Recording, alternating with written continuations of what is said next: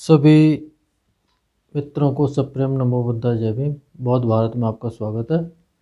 संयुक्त निकाय भाग 1 का पुष्प वर्ग जो चल रहा है उसमें चौथा सूत्र है गोमय सूत्र।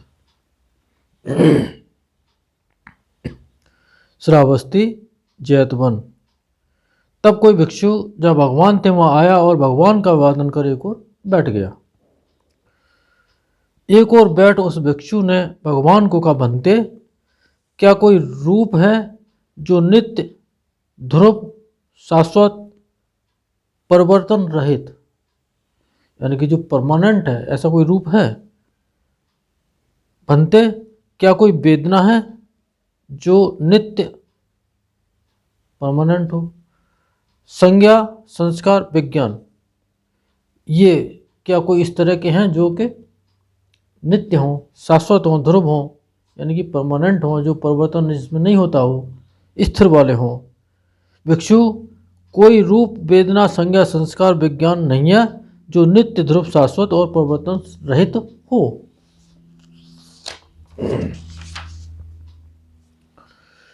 तब भगवान हाथ में एक थोड़ा सा गोबर लेकर उस भिक्षु से बोले, भिक्षु, इतना भी आत्मभाव का प्रतिलाभ नहीं है जो नित्य ध्रुव हो।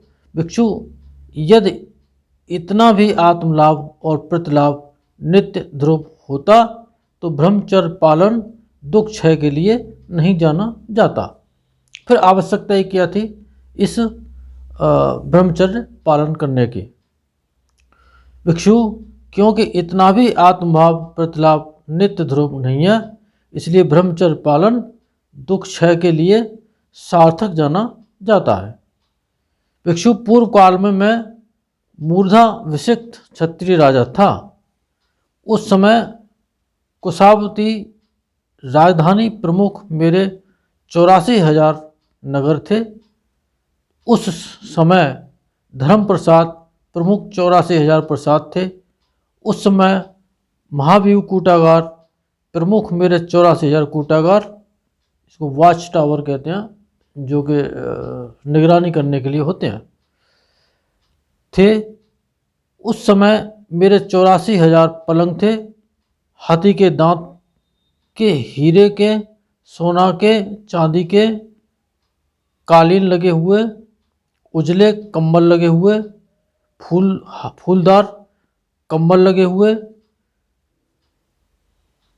कलंदी मृग के कीमती चरम लगे हुए थे, चंदवा लगे हुए थे, दोनों लाल तकिए, मतलब पैर की तरफ और सिर की तरफ, दोनों तरफ लाल तकिए लगे थे। उस समय उपोषित हस्तिराज प्रमुख मेरे 84,000 हाथी थे, सोने के अलंकार थे, अलंकृत सोने की ध्वजा लगे हुए, सोने के जाल से ढके। उस समय भालक अश्वराज प्रमुख मेरे 84,000 घोड़े थे, सोने के अलंकार से अलंकृत, सोने की ध्वजा लगे हुए, सोने के जाल से ढके। उस समय बैजंत रथ प्रमुख मेरे 84,000 रथ थे, सोने के, ये सभी मणिरत्न उसमें लगे थे।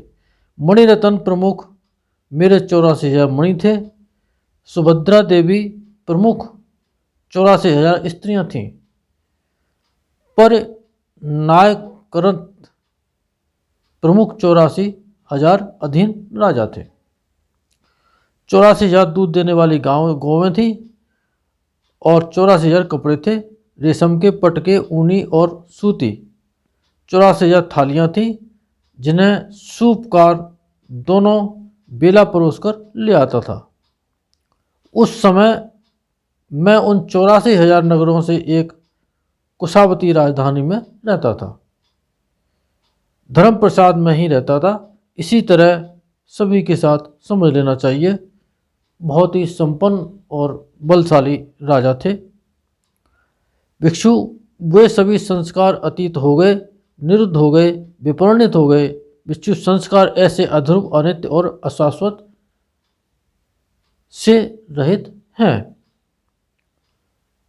ये इसलिए बताया कि उतना सब कुछ होने के बाद भी कुछ नहीं रहा, वो सब कुछ परिवर्तन हो गया, खत्म हो गया। भिक्षु तो सभी संस्कारों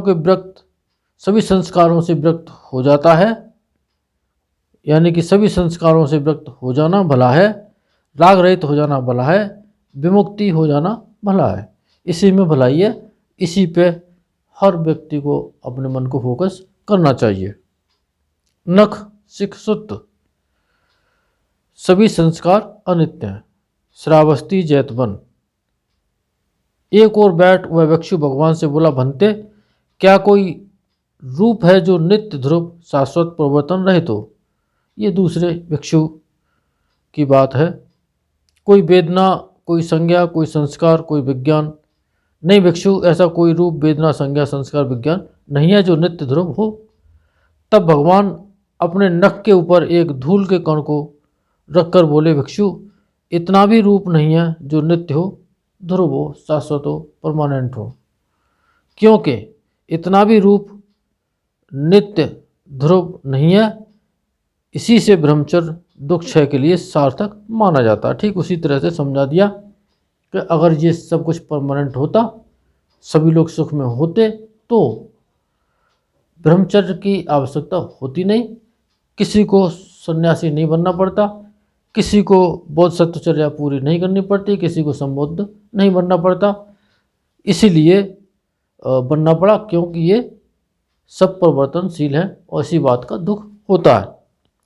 भिक्षु इतनी सी वेदना, इतनी सी संज्ञा, इतना भी संस्कार, इतना भी विज्ञान नित्य ध्रुव नहीं है, यानी बालू के कण के बराबर भी रूप, संज्ञा, वेदना, संस्कार और विज्ञान नित्य नहीं है, परमानेंट नहीं है। भिक्षु क्योंकि इतना भी विज्ञान ध्रुव नहीं है, इसी से ब्रह्मचर्य दुख क्षय के लिए सार्थक माना जाता है। क्योंकि ब्रह्मचर्य का जो पालन है, ब्रह्मचर्य का जो आचरण है, वो इसीलिए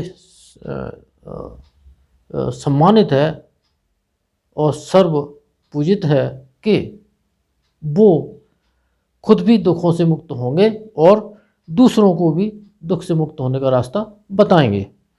भिक्षु तो क्या समझते हो, रूप नित्य है या अनित्य? अनित्य बनते, वेदना, संज्ञा, संस्कार, विज्ञान अनित्य बनते भिक्षु, इसीलिए ऐसा जान और देख कर पुनर्जन्म में नहीं पड़ता, दोबारा जन्म नहीं लेता, इतना बल लगा के वो काम करता है। सामुद्रिक सुत्त, श्रावस्ती जैतवन, एक और बैठ वह भिक्षु भगवान से बोला, भंते क्या कोई रूप है जो नित्य, वेदना, संज्ञा, संस्कार है जो नित्य और ध्रुव हो। नहीं बनते, नहीं भिक्षु, ऐसा नहीं है।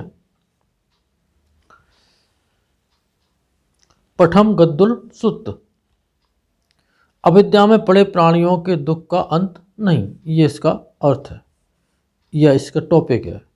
श्रावस्ती जैतवन, भिक्षुओं यह संस्कार अनंत है, यह संसार अनंत है। अविद्या के अंधकार में पड़े, तृष्णा के बंधन से बंधे तथा आवागमन में भटकते रहने वाले इस संसार के आदि का पता नहीं लगता, कब शुरू हुआ कोई पता नहीं।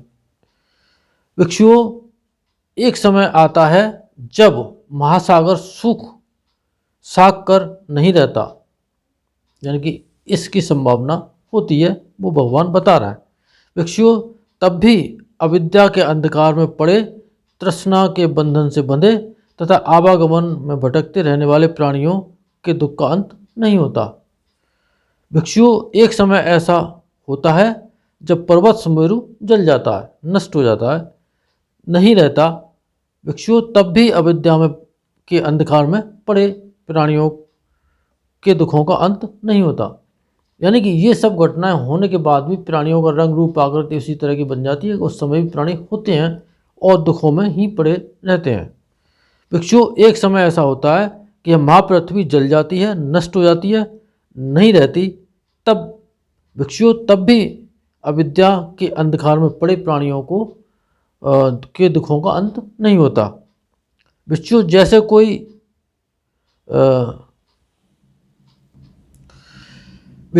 कोई कुत्ता किसी गड्ढे, किसी गड़े खूंटे से बंधा हो, वह उसी खूंटे के चारों ओर घूमता है। भिक्षु वैसे ही अज्ञ पृथक जन रूप को आत्मा करके जानता है, वेदना संज्ञा संस्कार विज्ञान को आत्मा करके जानता है। ये ठीक उसी तरह से खूंटे की धुरी के आसपास घूमने वाली बात है। आत्मा को विज्ञानवान या विज्ञान को आत्मा या आत्मा में विज्ञान, इस तरह से वो स्वीकार करता है, मानता है। वह रूप ही के चारों ओर घूमता है, वेदना संज्ञा संस्कार विज्ञान ही के चारों ओर घूमता है। इसी तरह वह रूप वेदना संज्ञा संस्कार विज्ञान से मुक्त नहीं होता है। जाति जरा मरण शोक परदेव दुख दोमनस उपाय से मुक्त नहीं होता। वह दुख से मुक्त नहीं होता है, ऐसा मैं कहता हूँ।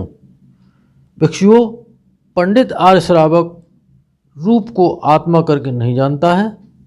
वह रूप वेदना संज्ञा संस्कार और विज्ञान के चारों ओर नहीं घूमता है। इसी तरह वह रूप से मुक्त हो जाता है, जाति जरा जन्म और मृत्यु से मुक्त हो जाता है, वह दुख से मुक्त हो जाता है, ऐसा मैं कहता हूँ। द्वितीय गद्दुल सुत्त। श्रावस्ती जैतवन। भिक्षुओं, यह संसार अनंत है। अविद्या के अंधकार में पड़े, तृष्णा के बंधन से बंधे तथा आवागमन में भटकते रहने वाले इस संसार के आदि का पता नहीं लगता। भिक्षुओं, जैसे कोई कुत्ता एक गड़े खूंटे से बंधा हो, यदि वह चलता है तो उसी खूंटे के इर्द गिर्द, यदि वह खड़ा होता है तो उसी खूंटे के इर्द गिर्द, यदि वह बैठता है, यदि वह लेटता है तो भी उसी खूंटे के इर्द गिर्द ही रहता है। भिक्षुओं, वैसे ही अज्ञ पृथक जन जो मूर्ख हैं या जो समझना नहीं चाहते, वो एक पृथक जन, उनको अलग से छांट के अलग कर दो, ऐसे लोग रूप को समझता है कि यह मेरा है, यह मैं हूँ, यह मेरा आत्मा है। वेदना संज्ञा संस्कार और विज्ञान को वो इसी तरह से समझता है। यदि वह चलता है तो इन्हीं 5 उपादान स्कंदों के इर्द गिर्द रहता है। यदि वह खड़ा होता है, बैठता है, लेटता है तो इन्हीं 5 उपादान स्कंदों के इर्द गिर्द। भिक्षु, इसीलिए निरंतर आत्मचिंतन करते रहना चाहिए। यह चित्त बहुत काल से राग द्वेष और मोह से गंदा बना है। भिक्षुओं, चित्त की गंदगी से प्राणी गंदे होते हैं और चित्त की शुद्धि से प्राणी शुद्ध होते हैं। कोई नहाने धोने और शरीर के चूर्ण लगाने से, सुंदर लेप लगाने से, सुगंधित लेप लगाने से और वो शुद्ध नहीं होता। इसमें कुछ शुद्ध करने की चीज़ है तो वो चित्त है, जो वही हमें प्रभावित करता है। काया 32 प्रकार की गंदगी से भरी हुई है, उसको धोया नहीं जा सकता, उसको शुद्ध नहीं किया जा सकता। चित्त के निकलते ही थोड़ी देर में उसमें विकार आ जाता है और कोई भी प्राणी वहाँ टिक नहीं सकता, इतनी उसमें से दुर्गंध आती है। लेकिन चित्त में राग द्वेष मोह केवल इसी प्रकार के मल होते हैं, उनको साफ करना ही परिशुद्धि है, विमुक्ति है, और उसी मल की वजह से आवागमन होता है। उन्हीं मलों में वो ये 5 उपादान स्कंद रखे रहते हैं। भिक्षुओं, पटहरियों के पट को देखा है? हाँ बनते। पटहरियों के वे चित्र भी चित्त ही से चित्रित किए जाते हैं। पटहरी अपने चित्त से ही विचार कर उन चित्रों को चित्रित करते हैं। जो कोई कलाकार होते हैं, चित्र बनाते हैं, वो उनके चित्त की ही कल्पना होती है और उस चित्त की वजह से ही वो चित्रित की जाती, तभी कोई कला आर्ट बनती है। उनके चित्त की एक कल्पना होती है, खोज होती है, और वो